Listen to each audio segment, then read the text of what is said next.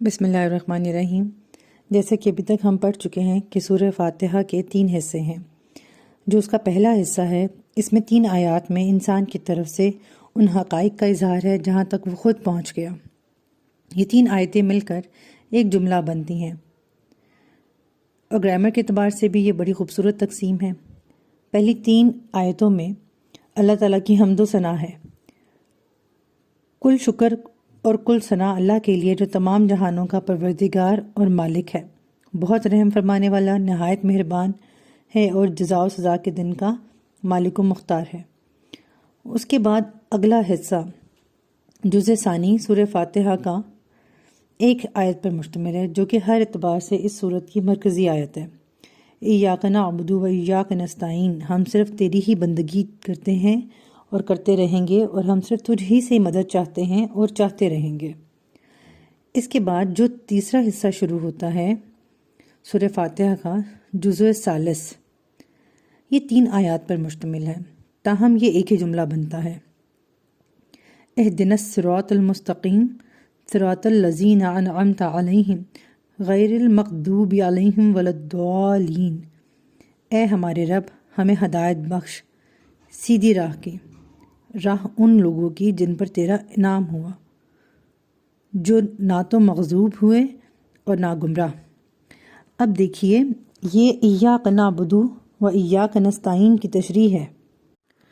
اسرار احمد کہتے ہیں کہ یہ ایاک نستعین ہی کی تشریح ہے جو آخری 3 آیتوں میں ہے۔ ہمیں اللہ تعالیٰ سے کیا مدد چاہیے؟ پیسہ چاہیے؟ دولت چاہیے؟ نہیں، ہمیں یہ اللہ سے نہیں چاہیے۔ پھر کیا چاہیے؟ اہدنا الصراط المستقیم، ہمیں سیدھے راستے کی ہدایت عطا فرما۔ یہ جو زندگی کے مختلف معاملات ہیں، 2 راہے، سراہے اور چوراہے پہ آ جاتے ہیں، اور وہاں ہم سے یہ فیصلہ نہیں ہوتا کہ صحیح کیا ہے اور غلط کیا ہے۔ یعنی کہ زندگی کے بہت سارے معاملات میں ہم ایسی جگہ پر آ کے کھڑے ہو جاتے ہیں جہاں 2 راستے ہوتے ہیں، 2 راہیں 2 راستے، ساراہے 3 راستے، اور جیسے چوک ہوتا ہے ہماری سڑکوں کے اوپر، مطلب 4 راستے ہیں۔ ابھی کون سے راستے پہ جائیں، ہم سے یہ فیصلہ نہیں ہو رہا کہ کون سا راستہ صحیح ہے، کون سا راستہ غلط ہے۔ لہٰذا اے اللہ، ہمیں سیدھے راستے کی ہدایت بخش۔ اہدی، ہدایت سے فعل امر ہے کہ یہ ہمیں ہدایت دے۔ ہدایت کے 3 درجے ہیں۔ اب ہدایت کا ایک درجہ یہ بھی ہے کہ سیدھا راستہ بتا دیا جائے، یعنی کہ بتا دیا جائے کہ یہ ہے سیدھا راستہ۔ ہدایت کا دوسرا درجہ یہ ہے کہ سیدھا راستہ دکھا دیا جائے، یعنی کہ بتایا تو ہے آپ نے کہ یہ راستہ ہے، اب اس کو مل نہیں رہا، یعنی آپ کسی سے بات کر رہے ہیں اور آپ نے کسی کو بات چیت میں یہ بتایا ہے کہ ہدایت کا سیدھا راستہ فلاں جگہ سے نکلتا ہے، پھر آپ اسے نہیں سمجھ آیا، آپ نے اسے کہا چلو اچھا میں تمہیں دور سے دکھا دیتا ہوں، یہ ہے ہدایت کا راستہ۔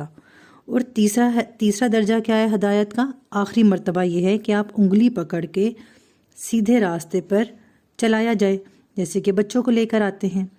لہٰذا سیدھے راستے کی ہدایت کی دعا میں یہ سارے مفہوم شامل ہو گئے ہیں، یعنی کہ ہم اللہ تعالیٰ سے جب اہدنا الصراط المستقیم کہہ رہے ہیں تو اللہ تعالیٰ نے ہمیں نہ صرف راستہ، نہ تو صرف وہ ہم اللہ تعالیٰ سے راستہ مانگ رہے ہیں، یعنی کہ ہم 3 درجے مانگ رہے ہیں، اور اللہ تعالیٰ 3 ہی درجے دکھا رہا ہے۔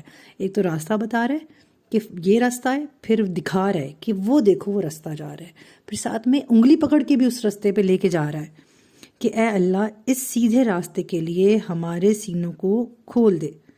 لہٰذا سیدھے راستے کی ہدایت کی دعا میں یہ سارے مفہوم شامل ہو گئے کہ اللہ ہمیں سیدھا راستہ دکھا، اور ہمیں اس سیدھے راستے کے لیے ہمارے سینوں کو کھول دے۔ اللہم نور قلوبنا بالایمان واشرح صدورنا للاسلام۔ اے اللہ، ہمارے دلوں کو ایمان کی روشنی سے منور کر دے اور ہمارے سینوں کو اسلام کے لیے کھول دے۔ ہمیں اس پر انشراح صدر ہو جائے۔ انشراح صدر کا مطلب ہے، انشراح کا مطلب ہے اوپن ہو جانا کسی چیز کا، صدر کا مطلب ہے سینہ۔ اب ہم کہہ رہے ہیں شراح صدر کا مطلب ہے بیسیکلی اوپن ہونا، انشراح صدر کا مطلب ہے ہمارا، کہ اے اللہ ہمارے سینے پر اس بات کو کھول دے، مطلب ہمارے دلوں کو، ہمارے سینوں کو اسلام کے لیے کھول دے، ہمیں ایمان کی روشنی سے منور کر دے، اور پھر یہ کہ ہمیں سیدھے راستے کے اوپر چلا۔ یہ تفسیر ہے بیان القرآن سے ڈاکٹر اسرار احمد کی طرف سے۔ جزاک اللہ خیر۔